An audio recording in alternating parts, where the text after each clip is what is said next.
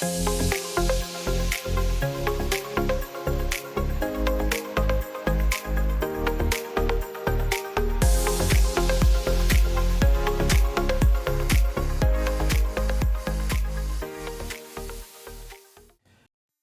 many years, I've seen a growing interest in people wanting to have dimples. Much of this interest is driven by stories about sibling envy revolving around the disproportionate attention a sibling received for having dimples in comparison to the individual who comes in for a dimple consultation. Oftentimes, there are well-known people in entertainment who have dimples that inspire many to want them as well.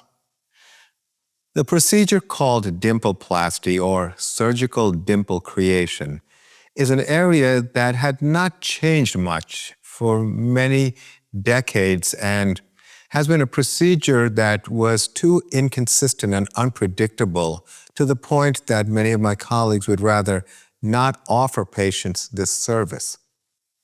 Many years ago, I decided to work on modifications of the technique and came up with a procedure for dimpleplasty that led to a lot of people coming to me from everywhere. I even performed this procedure on a major news program. While this may seem like a simple cosmetic procedure, creating natural-looking dimples that last is actually a challenging surgery that requires specialized knowledge and careful patient selection. To create authentic-looking dimples surgically, it's essential to understand how natural dimples form. In most people, the buccinator muscle in the cheek is a single continuous muscle. However, in people with natural dimples, this muscle is divided and tethered to the cheek skin. When they smile or laugh, this tethered muscle bundle pulls the skin inward, creating that characteristic dimple. A dimpleplasty takes time to heal such that the dimples appear when smiling and looks natural. The first key to successful dimpleplasty is proper patient selection. For deep, defined dimples that last, candidates need cheek skin that is thin enough to go inward and thick enough to avoid any undesirable irregularities. Generally speaking, people under 40 are usually better candidates for dimpleplasty. However, as long as your skin is not too loose and has good elasticity, people over 40 can also consider dimpleplasty as well.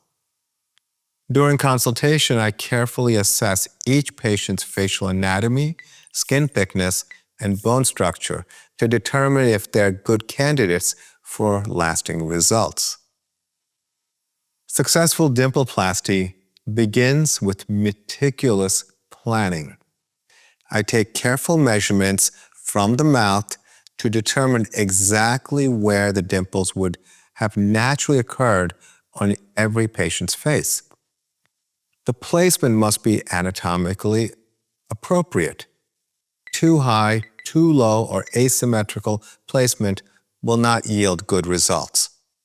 I have patients hold a cotton swab to press on the planned location so they can see and approve the exact placement before we proceed.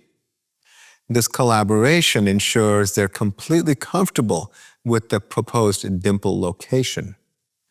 The surgical technique involves working from inside the cheek to create a connection between the cheek skin and the buccinator muscle.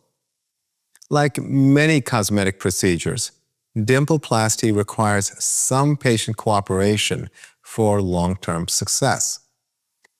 Significant weight gain affects facial fat distribution, particularly in the cheeks.